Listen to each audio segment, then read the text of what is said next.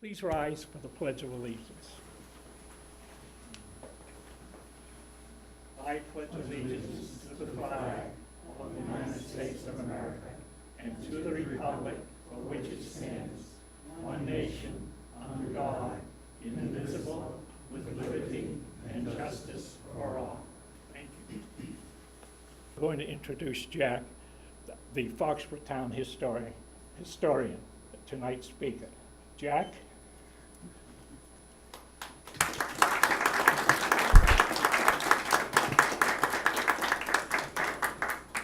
So now that I'm reunited with my notes, I have really been looking forward to an opportunity to take you back on a little different route to a very, very exciting chapter in Foxborough history. But long before the conflict that we would eventually come to know as World War I started, we had many, many local families and local organizations that have been assisting refugees in France and Belgium for a long time. And it was really an effort of the heart to reach out to those people. Several residents had gone to Canada. They were so anxious to get in the war, they enlisted under their flag. We also had a Foxborough resident over there, Marian Daniels. She worked for Peter Brent Brigham Hospital, and they had a contract with the British government to provide medical services for their troops over in France.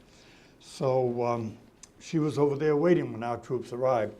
And of course, the Foxborough Company was heavily engaged in the manufacture of airspeed indicators. They were doing that for a number of years for the British government. And as, of course, the U.S. got into the war and aircraft production increased in the States, they did a lot of work for U.S. government as well. But when we came to April of 1917, and after 2.5 years of isolation, trying to stay out of the war, the U.S. went in. This little town of Foxborough had nearly 2,000 people gather and form an impromptu bunch of groups and different activities, and they had a big parade downtown to celebrate our entering the war. Now, they realized this meant going to war. There was no certain outcome. But they threw their full support behind the troops and pledged to the best of their ability to provide them everything they would ever need, while also trying to ease the suffering of the civilian refugees in Europe. So the entire community was behind that effort, and they blazed their way into one of the most incredible chapters of local history. So tonight we will leave the headlines behind, and let me share with you some hometown events and personal stories of a town caught up in war and people who did everything they could to end the pain and suffering. Now, of course, we had some immediate needs with the war. We had to raise the men. We had to feed the armies. We had to provide the men with everything that they needed to get into the war. So here was one of the first appeals, and there would be many, to buy Liberty bonds. That was going to finance the war. And they came at that from so many different directions.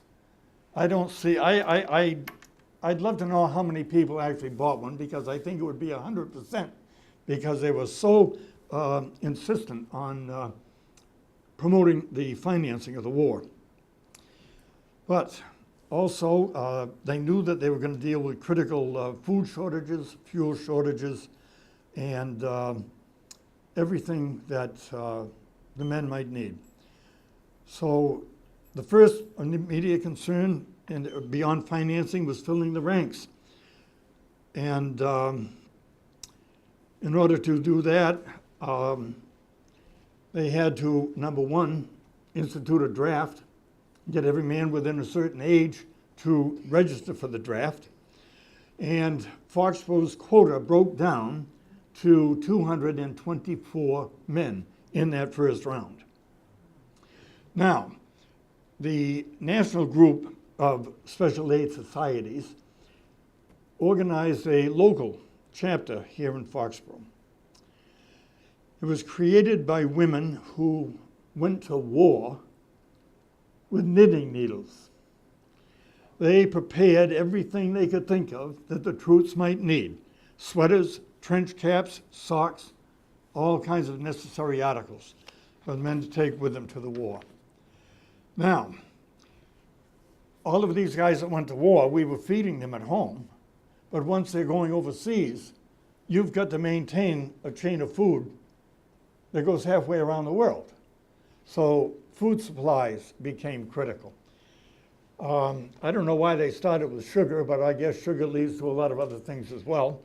But here they immediately put limits of 2 pounds per month on the consumption of sugar. And trust me, it would not stop there. They formed a food production committee. Never before did they ever stress the need for conservation so fiercely. The information out to the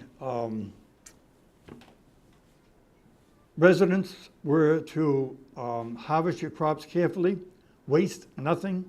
If fresh food is in danger of spoiling, can it or otherwise preserve it. Nothing edible should be destroyed, burned, wasted needlessly. That was the message from the government. The Higdon family got some positive news. William and Fred were delighted to see have a visit from their brother Irwin. He had gone to Canada to enlist, and he had been overseas with the Canadian forces. He arrived home here with many wounds upon his body, his arms and his legs, but vowed that if he could recover, he wanted to go back there immediately to stand shoulder to shoulder with the brave men who were sacrificing everything for the cause to which they had been called. Now, the Special Aid Society, in just the first few months that they had been in existence, sent to the troops 100 sweaters, 100 trench caps, 800 ambulance fracture and comfort pillows, 25 pair of socks. I wonder why I keep getting this a little, and comfort bags containing everything that they thought that the servicemen would use. Now, when we had our first group of draftees ready to go to war, 87 men from Foxborough departed as a group. They had to go to Canton and then out to Fort Devens. So the town gave orders that on that Friday morning of their departure, whistles from every manufacturing plant were to sound, and bells in all the churches and schools would sound at 6 a.m. and again at 7 a.m. So a large number of private vehicles started out on School Street all the way around the Common, piled all the men and their families in, and off they went toward Canton. What a send-off that was. Reverend Father John McKenna was there, Reverend Lawson, Reverend Knapp, and Reverend Knapp and his wife would soon be leaving for France themselves. They were going to serve with the Salvation Army. And, unbelievably, up there to bid them farewell were several members of the E.P. Carpenter Post Civil War veterans. They're in uniform to bid those guys well.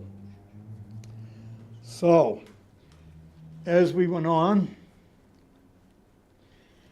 we are having here, they weren't boastful by any means, but they were promoting an event for the Red Cross, and they said it was going to be the biggest event since the centennial of the town in 1778. Now, they did that. Of course, they had a few advantages, because in this extravaganza here, they had fire trucks from all kinds of towns. They had trucks, they had firemen's musters, they had all these things. They didn't have those back in 1778. They had horse and wagon. But it was grand in the sense, too, that it involved every community organization, all the churches, all the fraternal groups, everybody that could come out and do anything to support the war. And it was planned on Labor Day, and they made it, well, free movies on the Common, dinner and supper. in the open air, speakers of national reputation, and extensive decorations. They also encouraged all the families to display service flags. If you had somebody in the service, you would have a little flag with 1 star on it, or maybe 2, 3 stars if you had other family members in. They wanted the families to show their pride, but they also wanted to give the entire town a sense of how many families were so directly impacted by the war. Walter Bosworth and his bride were cutting it very close. They returned from their honeymoon on a Saturday afternoon in October to the well wishes of family and friends, but they immediately had to say goodbye to Walter. He was due to leave for Camp Devens the following Friday. He had 6 days to report for military duty.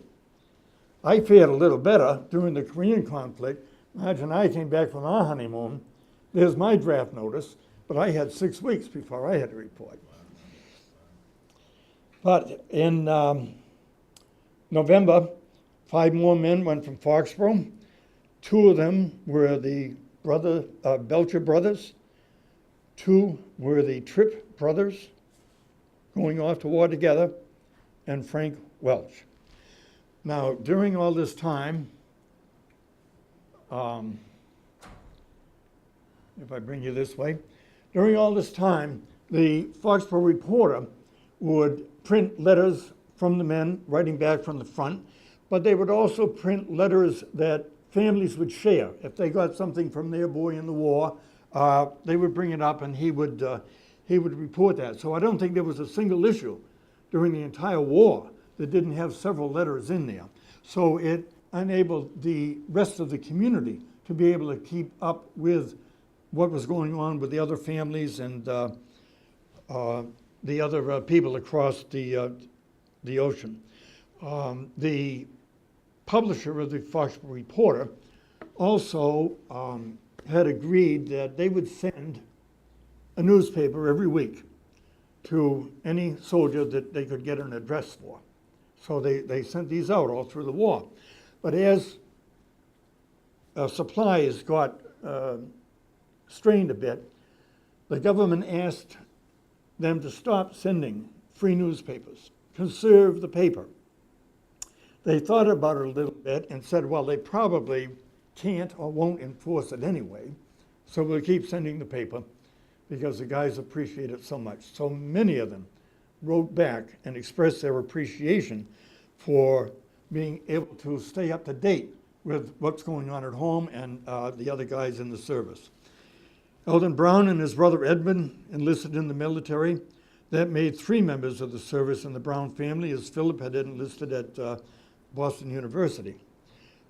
University, I'm sorry. Christmas is going to be an anxious time with a lot of families, empty seat at the table, all the uncertainty of the war. A major, major effort to bring a touch of home to the family was undertaken by the employees of the Foxborough Steam Laundry. They packed gift boxes containing, and they were very specific, 4 pieces of chocolate, 2 pieces of gum, a package of insect powder, a package of foot powder, and tobacco products. So they sent those out to the troops. But what they did was they also included a poem. It was written by one of the ladies. And if you can imagine, you're over there and you get this package out of nowhere and you get a message as sincere as that. And I think that acts of thoughtfulness like this were quite common during the war. It really hits home, however, when you think that right now, today, we are packing boxes for the troops in Afghanistan.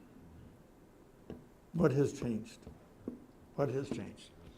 But that was a nice sentiment that was very, very appreciated by the troops. Now, Marian Daniels, that I mentioned, she wrote back from France at Christmas time, very, very firm in her words. She said, do not send me anything for Christmas. But if you could do something for the boys, meaning the soldiers, could you get the ladies interested and send me 50 comfort bags? So that would mean the caps and the wristlets and all of the other things that would go in the bag. And she said if those ladies could see the look on the face of the men when they get them, they would feel very rewarded for their effort. So she asked for a tiny comb, a toothbrush, toothpaste, a 3x4 nickel glass that won't break, some cheap writing paper and envelopes, a pencil, a tiny bag with 4 buttons, 2 large and 2 small, a spool of black or brown thread, and 2 or 3 needles. She also encouraged a joke or two, some chewing gum, and as an afterthought, some soap. She said, when they come in from the trenches, you would not believe the filth. She also noted that the doctors are out digging more trenches, for in the event of another attack, they would have a place to leap into. But even at Christmas, enlistments continued. Edward Wallman left for Newport, Henry Feely for the quartermaster department. Elmer Messenger followed his brother Everett into the quartermaster corps, and Lester Mann and his brother both enlisted.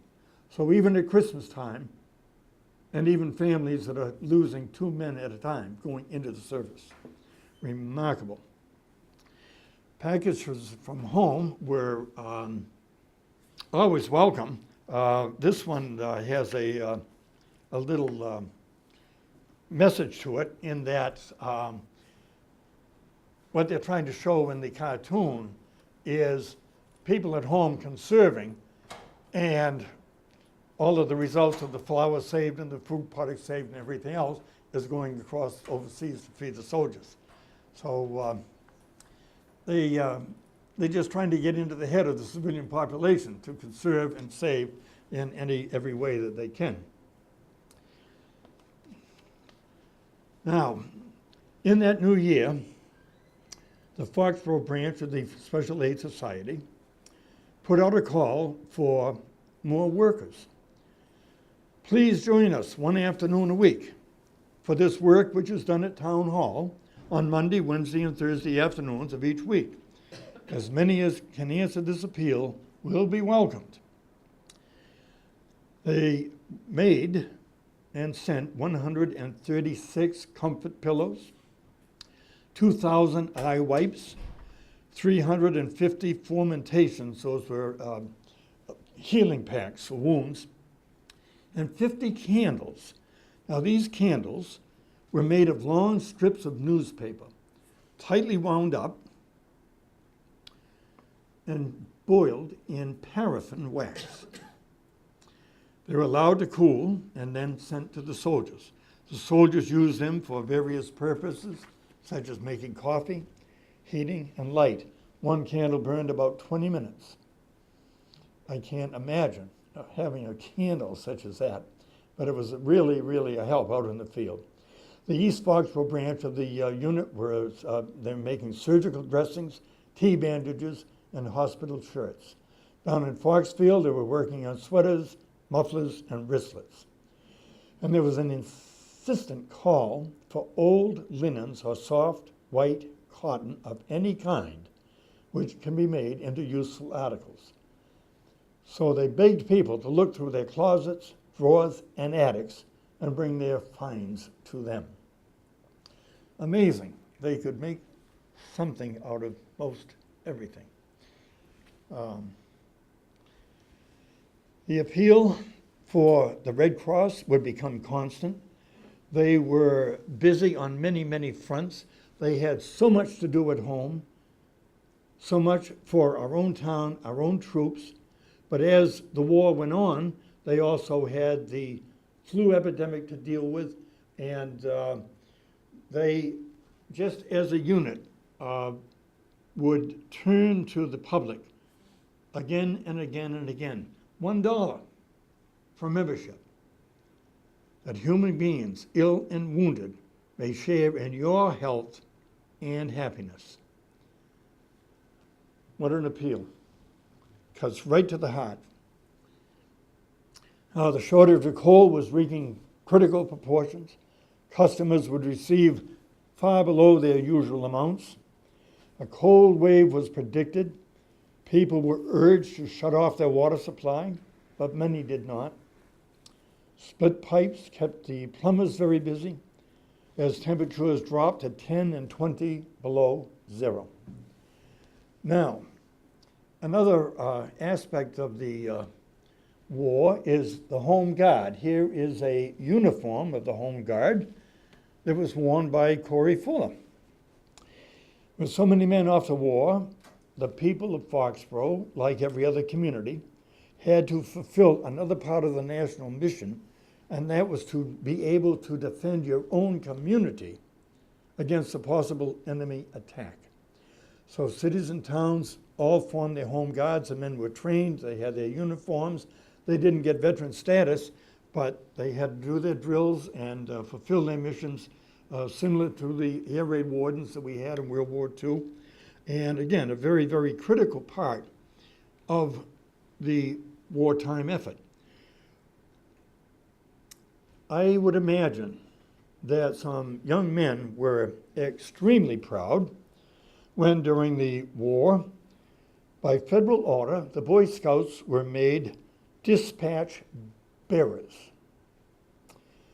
for the government. Any notice about the war, any word directly from government to the civilian population would be hand-delivered to the door of every home. And the first occasion would be President Wilson's Flag Day address.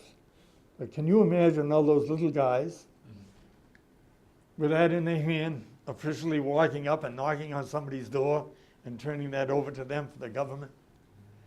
I think that's the same kind of thrill that we had in World War II when all the scouts were on paper drives.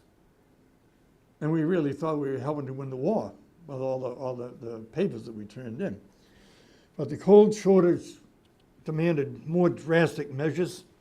Banks and office buildings were given strict orders on days of the week when they could not heat their premises. Activities were limited, social activities, movies, theaters, bowling alleys and things like that all had limits at night. And with the exception of Saturday, they wanted every night to be a lightless light in town.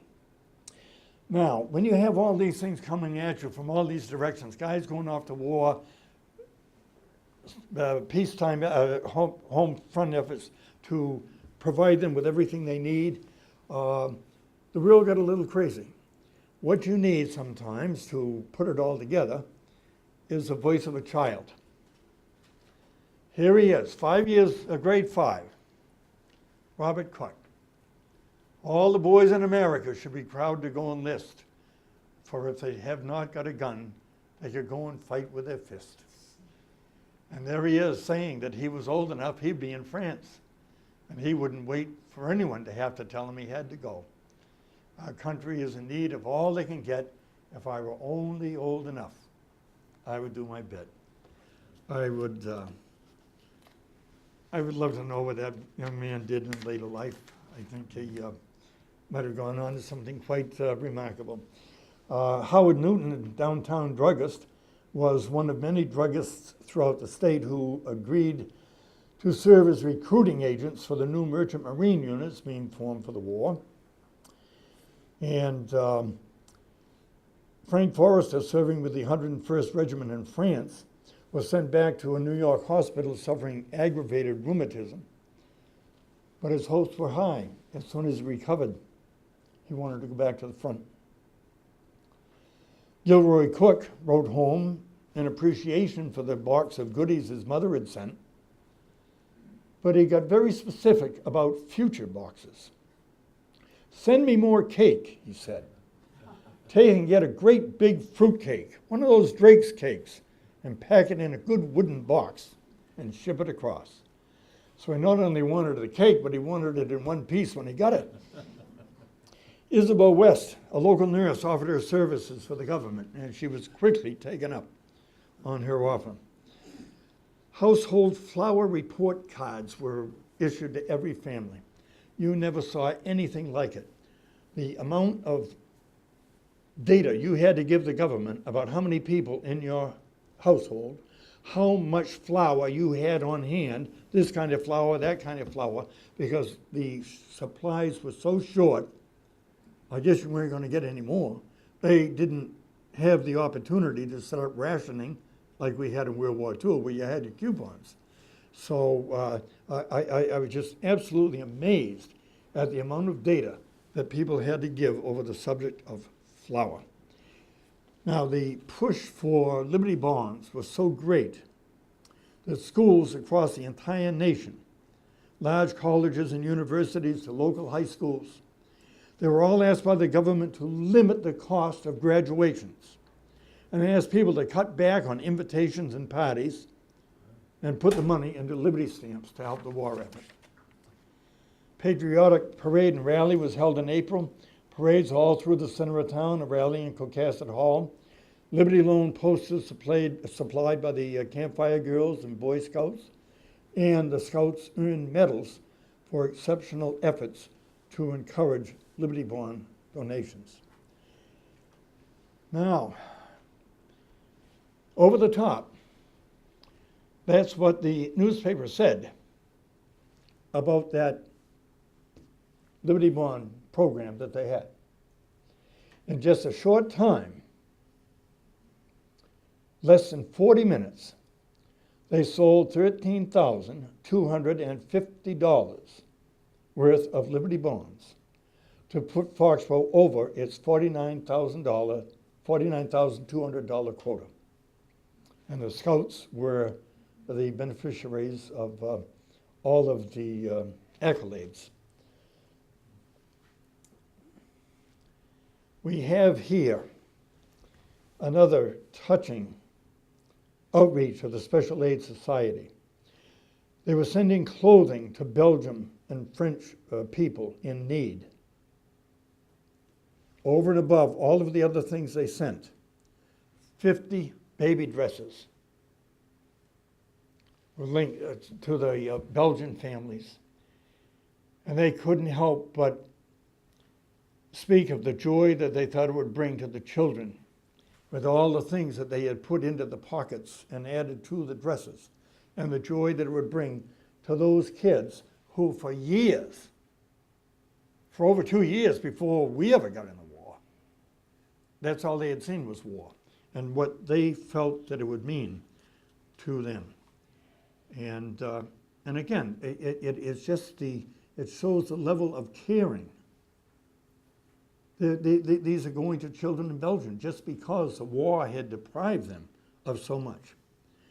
Now, we had other people in the Salvation Army. Harold Smith and his wife, they're both longtime Salvation Army volunteers. She was also a teacher in the high school. They went to France, and they would occupy one of the Salvation Army huts out on the battlefield. Now, these huts were erected by the Salvation Army as close to the battlefront as the military would allow, so that they could have hot food, an opportunity to relax, some drinks, some reading material, some conversation, whatever the troops needed. They would have further facilities way back, but these were maintained right up there as close to the front as possible. Now, nations at war usually respect the neutrality of the Salvation Army, but nobody can guarantee their safety. They were so close to the heart of the battle. But it was a risk that they willingly took for the opportunity to address the physical and the spiritual needs of the troops. The Salvation Army would then move those as the war advanced and the troops advanced, they would move those huts along with the troops. Dr. George McPherson of Foxborough offered his services to the military and went to France as a special physician and surgeon. The Nicholson family on High Street received a notice that their son William, serving with the 101st Infantry, was wounded in action in France. Only 22. His earliest service was with the company that took him to the Mexican border with the 5th Regiment.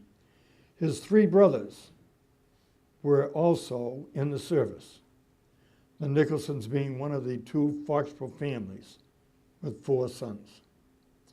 The Hiller family also had 4 sons in different units, and remarkably, all of them came home.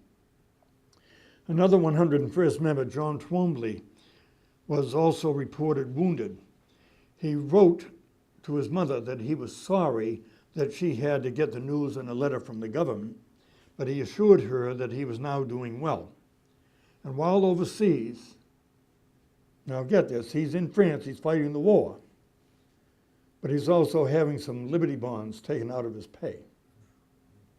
Now, it wasn't that unique in the sense that here was the government itself with a poster representing that same thing, the AEE, American Expeditionary Force, to the president, saying, if the people aren't going to buy the bonds that you need to finance the war, we will. Another guilt trip. They're laying this on the people, implying that all soldiers would fill the gap. But Charles actually did, which I thought was amazing. The local Boy Scouts, in addition to being official bearers of government messages, really were active in the Liberty Bond effort. 213 bonds in that particular drive, valued at $21,900. Foxborough was singled out as one of the few towns in the state to more than double its quota in Liberty Bond sales. With Liberty Bond quotas met and exceeded, the focus shifted to the war savings and thrift-stamped campaigns. The Baptist Church put up a beautiful flag behind its altar. St. Mark's did a service flag, and they had it each one covered with a paper mache flower, and as the men's names were called, they would take that off and reveal the star in their service cross. But another effort to support the war was a procession of school children, included campfire girls, Junior Red Cross, Junior Scouts. They marched all around the common and then scattered out through the center of town selling Red Cross pins. And they were very, very successful. Private Flint Burnell, 103rd Regiment, out in the field. He said, I spent 6 days at the new front, 4 days of rest, returned for another 16 more. It's better to be at the front because we know what's going on. It's not just hearing sounds and rumors when you're back in camp. The gun position is near the front in a marsh. Nothing but mud and water.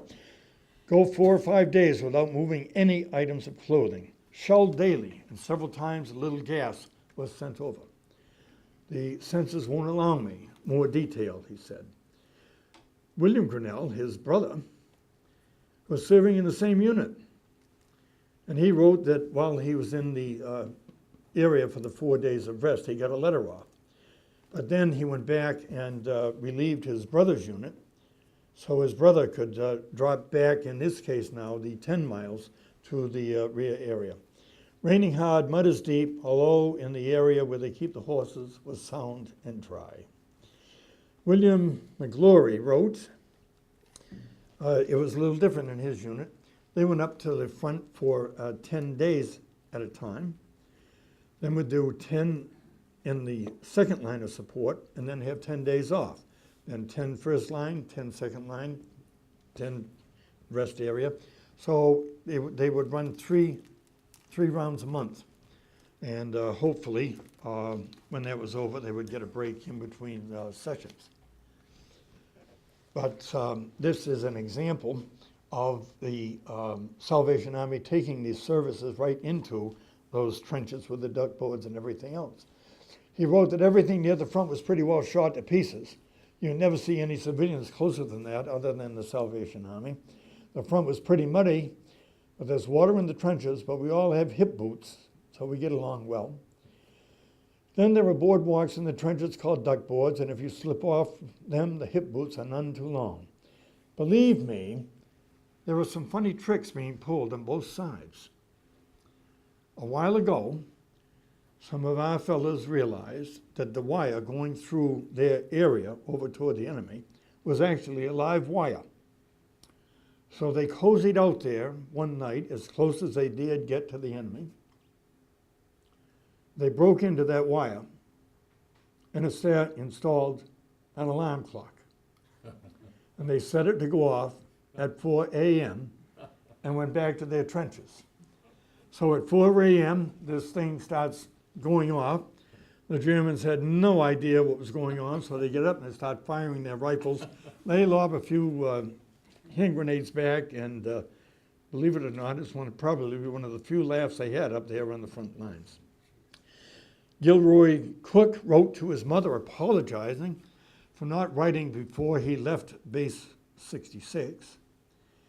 But he had to enter another surgical hospital for an operation. I didn't have anything to eat except milk, soup, and coffee from Tuesday, the day I got carved, until Friday noon, when I got some mashed potatoes and meat.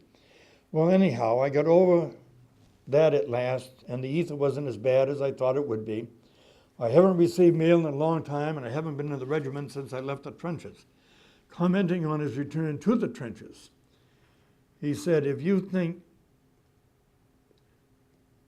that the first time you hear one of those big enemy shells coming through, all you can think of it is an express train coming through and then a crashing boom.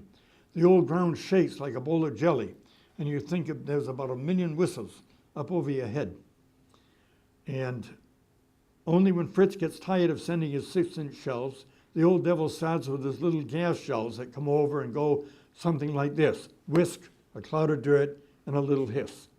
I don't know if the base censor will let this by him, but I still don't think he can accuse me of comforting the Boches by writing that on an average, about 7 of all of the shells they plug over here are duds. And besides that, he said, none of them have fallen anywhere near me. I think he considered him lucky. Lawrence Foster, writing a letter to his brother. This is a hot summer day, and the air is full of planes. They make more noise than 6 streetcars and a half dozen autos. Some are Bosch and some are American. If you watch them, when they get near the enemy lines, you can see the shells burst in the air. Some are black smoke and some are white. First, you see the spot of smoke break out, then you hear the explosion. There are balloons up there which also look like a pig. It's great fun to see a plane get a balloon. One time, while driving up on a high hill, we saw a plane steal close to a balloon. He was up very high, and when he got near the balloon, he made a dive so that just to clear the top of the balloon, but at that same time dropped a bomb. The balloon burst into flames, and the man jumped out in a parachute and landed safely. Then he waxed a bit poetic when he said that the other day at sunset, the sky was a golden color, and a plane flew between us and the sun, and it looked like sparkling gold.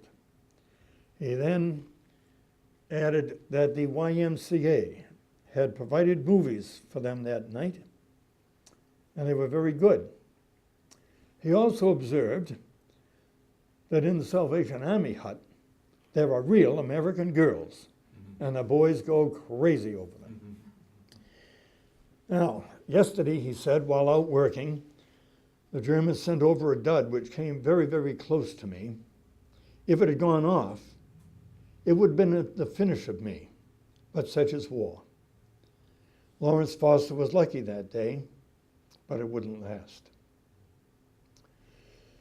While the war going on, the Red Cross continued its laborious work. All the local programs, all the local fundraising, here they are dutifully keeping a record of all their expenses, all their donations. That notebook tells a story in and of itself. But while this war is going on. Pretty soon they were dealing with the flu epidemics, and soon schools were closed, public gatherings were banned, temporary medical facilities would be set up to deal with a number of cases, and just every family had to deal with the crisis. Allies in Europe welcomed American troops into the war, but they slowly came to realize that when they arrived, they brought the influenza with them. In some areas, it would claim more casualties than the war. And it was this type of demand on the Red Cross that forced the nationalization of the Red Cross. They actually came more directly under the military. Now, the first Foxborough casualty came in mid-July when news that Chauncey Dwyer, assigned to the Animal Embarkation Hospital in Camp Meigs in Washington, was stricken with the flu. He passed away at the hospital down there just when the troops were ready to board a transport for France. Once word was received of his death, flags were immediately lowered to half-staff out of respect for the loss of a soldier. And it was, at that time, of course, Foxborough's only casualty. But news traveled slowly in those days, and we would quickly learn otherwise.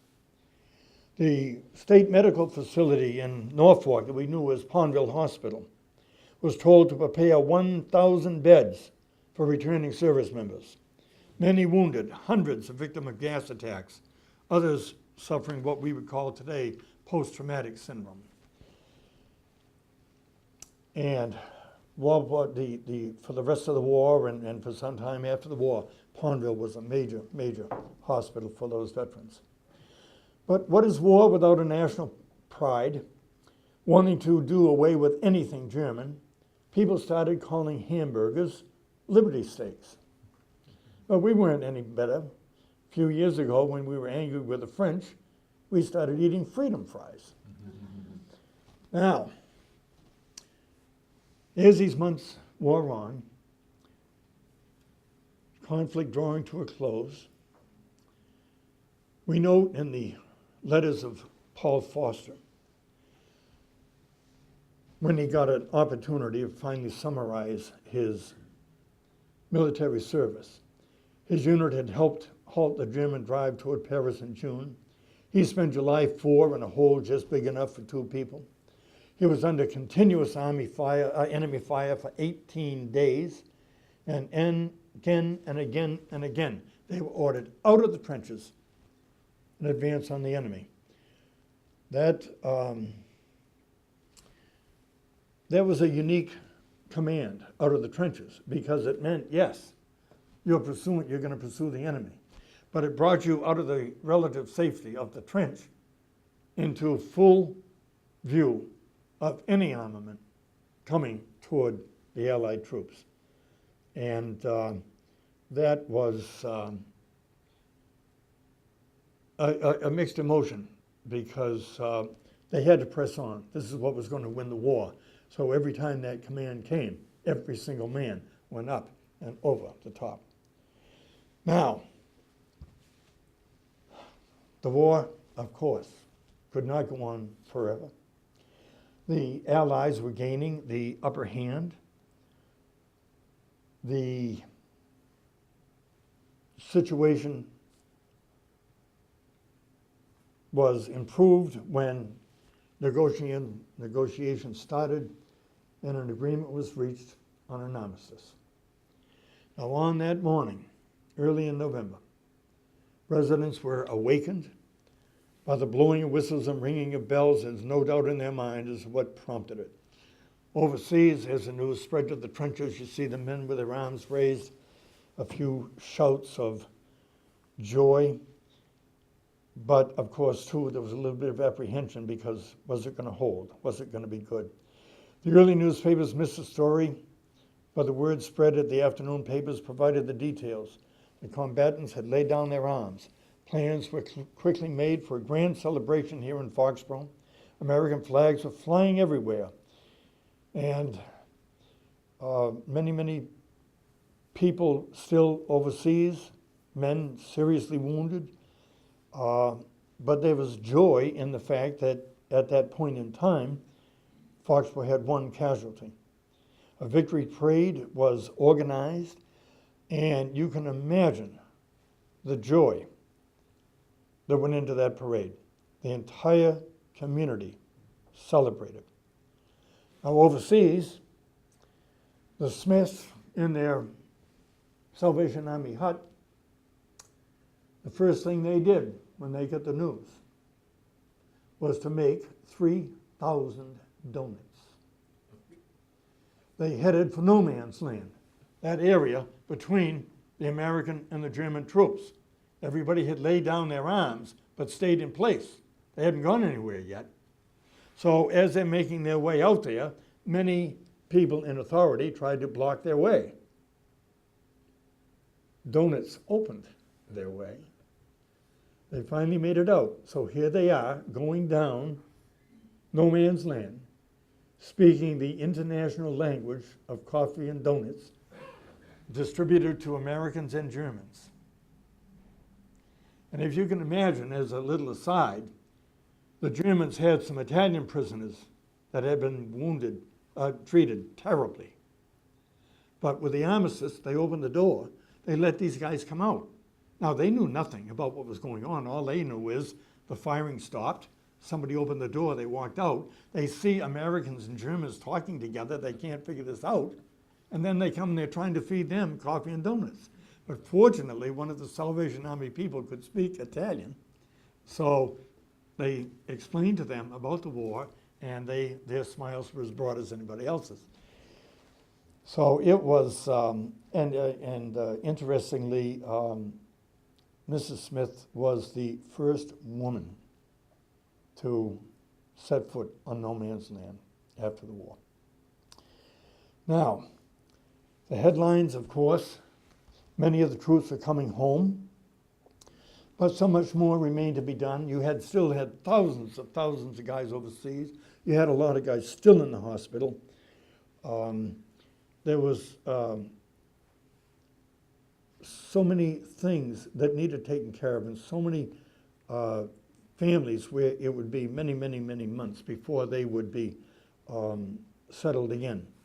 But taking advantage of the moment, Amy McNamara up on High Street married her returning sweetheart, and that was a homecoming celebration like no other. When I was up at Memorial Hall last Wednesday night pulling out photos, Taylor Ford dug this one out of the archives for me, so we could add that in. But slowly, as things settled, the news would begin to make its way back from the battlefield. It traveled slowly. 11 days had passed before news arrived that Lawrence Foster, an ambulance driver with the 26th Division, had been struck by an enemy shell and died somewhere north of Verdun. But it wasn't over yet. Early December, word came that Frank Sutherland, you remember, two of his brothers were also in the service. He was killed October 27 near St. Jove Inn. He was a Nova Scotia native but lived with the Hicks family in Foxborough, members of which considered him a son, and he had entered the war from here. His two brothers survived the war. Another late dispatch from the front revealed that Frank Welch, who had been wounded during action in the Meuse-Argonne offensive, died on October 31. So quickly, everything changed with 3 men killed in the service. But before the year was out, there was one final demand placed upon the community. Meta Morse, Red Cross dietitian. You remember I told you how the Red Cross had been nationalized. So the government then brought her down to Camp Zachary Taylor, down in the south, and she was dealing with troops coming back as well as epidemic victims. And Meta fell victim to the flu, and word was sent back by telegraph to her family here in Foxborough. They immediately got her mother onto a train down in Mansfield. She went down to Providence and then headed south. She managed to get down to Camp Zachary Taylor to have a few hours with her daughter on Christmas Eve before she passed away. So that was a heavy toll for a community. Time would pass, a memorial forest would be planted, a war memorial would be erected. Originally it was on that traffic island across from Memorial Hall, subsequently moved to the Common. But with all this war settling down, people finally coming home, people trying to get their lives together, Mrs. Foster, Lawrence Foster's mother, was still haunted with questions. She wanted to know how her son died. She wanted to know if he was brave. She wanted to know if he had suffered. Now the government chartered a yacht and took hundreds of those Gold Star mothers over to Europe to visit the graves of their sons because they were all buried over there. And Mrs. Foster took that journey. Can you imagine what it must have been like on that boat when all of the passengers had lost a son in the war? She made her journey and she got on with her life. She eventually was widowed, living down on Granite Street. She didn't want to bother with anybody, make any fuss. She always had the money out for the milkman and the baker and the eggman when they came and made their rounds, do their deliveries. But this one day there was a knock on the door. She had forgotten to leave the money out for the baker. She had to invite him in while she scurried around to get the money. As he's standing there, he was looking at a picture on the mantle. And he said, who is that? And Mrs. Foster said, that's my son. He was killed in the war. The man said, do you mind if I look closer at that photo? No. He studied it, turned to Mrs. Foster, and said, I knew your son. I was with him in the war. May I come back this evening and speak with you? Of course. He came back that night, and he told Mrs. Foster about their service with the 101st, told how Private Foster was assigned to an ambulance crew. And on this particular day, for the third time, he had left his ambulance and walked out onto the battlefield to bring back a wounded soldier. And on that third trip, he got hit on the side of the head with a glancing blow of a shell and fell to the ground, mortally wounded. This man ran to his side, realizing there was nothing he could do. As Lawrence Foster lay there dying, he reached in his pocket, removed the little Bible that he always carried, handed it to the man and said, please give this Bible to my mother. And he passed away. The man didn't know his mother, didn't know anywhere how to find out or anything else, but he kept the Bible. And that night, he gave it to Mrs. Foster. But now, her questions were answered. She knew that her son was brave. She knew that he didn't suffer. Right? She knew he wasn't alone. But, more important, she knew that the very, very last thoughts he had in this life were of his mother. Mrs. Foster was finally at peace. Her war was over. So that is Foxborough, up close and personal in World War I. I think we have a lot to be proud of, a lot to be grateful, and we can still see some of the fruits of their efforts today. Thank you very much.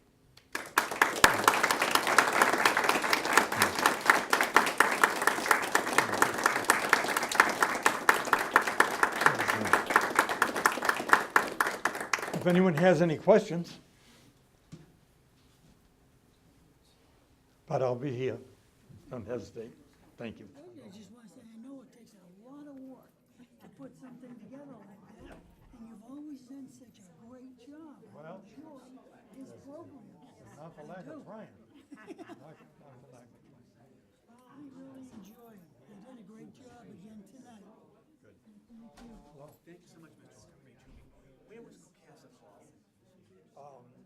We're Cohasset and McKinney. What's the name of that bank there? Now it's Rockland Trust. Rockland Truck. There was a great big old country inn there. Oh, okay. And they had a big